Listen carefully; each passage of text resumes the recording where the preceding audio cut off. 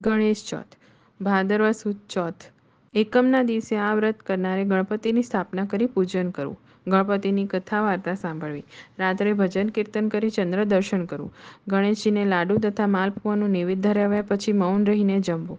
ચોથના દિવસે સાંજે ગણપતિની 4 દિવસ અગાઉથી સ્થાપિત કરેલી મૂર્તિને જળમાં પધરાવી, ગળી કોઈ વસ્તુ ખાવી નહીં, ઘડો ભરી અન્નદાન કરવું. તો આવો હવે ગણેશ ચોથની વાર્તા સાંભળીએ. એક દિવસ ભગવાન ગણેશ અષ્ટસિદ્ધિને વરીને બ્રહ્મલોકમાંથી ધીમે પગલે આવી રહ્યા હતા. એટલામાં ચંદ્રની દ્રષ્ટિ ગણેશ પર પડી. તેમની મોટી ફાન, લાંબી સૂંઢ અને ગોળમટોળ દેહ જોઈ ચંદ્રને ઠેકડી કરવાનું મન થયું. ચંદ્રએ કહ્યું, કેમ ગણેશજી, આજે કંઈ બ્રહ્મદેવ ભૂખ્યા કાઢ્યા છે કે શું?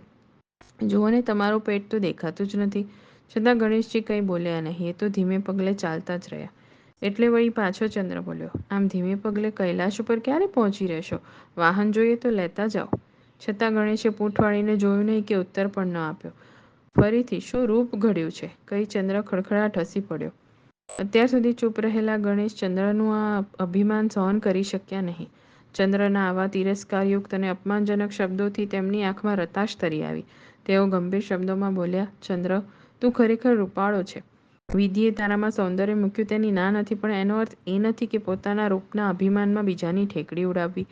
આજે તે મારી ઠેકડી કરી છે, તેના ફળ રૂપે વધુ નહીં, પણ તને એટલો જ શાપ આપું છું કે આજથી તારું મુખ કોઈ નહીં જુએ, અને જે જોશે તેના ઉપર અનેક પ્રકારના ખોટા આળ આવી પડશે. તેના બધા કામોમાં અણધાર્યા સંકટો આવશે. આટલું બોલી ગણેશ પોતાની મંદ ગતિ પ્રમાણે હળવે પગલે ચાલતા થયા. ચંદ્રની ઠેકડી મોંઘી પડી. ગણેશનો શાપ સાંભળતા જ તે ધ્રુજી ઉઠ્યો. તેને પોતાની ભૂલ સમજાઈ. પણ હવે શું થાય?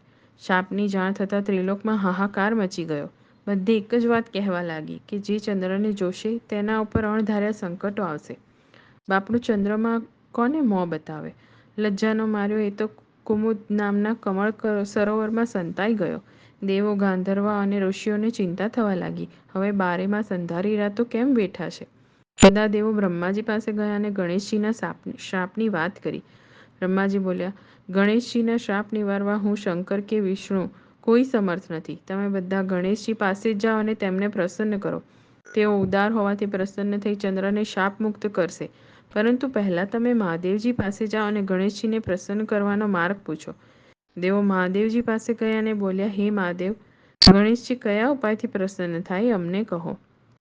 મહાદેવજી બોલ્યા, ભાદરવાની અજવાળી એકમથી ચોથ સુધીમાં સારો દાહડો જોઈ ગણપતિની સ્થાપના કરી તેમનું પૂજન કરવું. ભજન, કીર્તન, ગીત, સંગીત દ્વારા ઉત્સવ ઉજવવો અને અજવાળી ચોથના દિવસે ગણપતિનું પૂજન કરી માલપુઆ, લાડુનું નૈવેદ્ય ધરાવવું અને સાંજે સ્થાપના કરેલી ગણપતિની મૂર્તિ જળમાં પધરાવી. આમ ભક્તિભાવે ગણેશજીનું વ્રત કરવાથી તેઓ અવશ્ય પ્રસન્ન થશે. બૃહસ્પતિને બોલાવી મહાદેવજીને કહેલી વાત દેવોએ કહી. બૃહસ્પતિ દેવોની રજા લઈ ચંદ્ર પાસે ગયો અને તેને ગણેશ ચોથનું વ્રત કરવા સમજાવ્યું. ચંદ્રે ગણેશ ચોથનું વ્રત આરંભ્યું અને પોતાની ભૂલ માટે અંતઃકરણપૂર્વક ગણેશજીની ક્ષમાયાચના કરી. પોતાને શાપ મુક્ત કરવા માટે વિનંતી કરવા લાગ્યો. ચંદ્રના વ્રતથી ગણેશજી પ્રસન્ન થયા અને બોલ્યા, હે ચંદ્ર, હું તારા ઉપર પ્રસન્ન છું.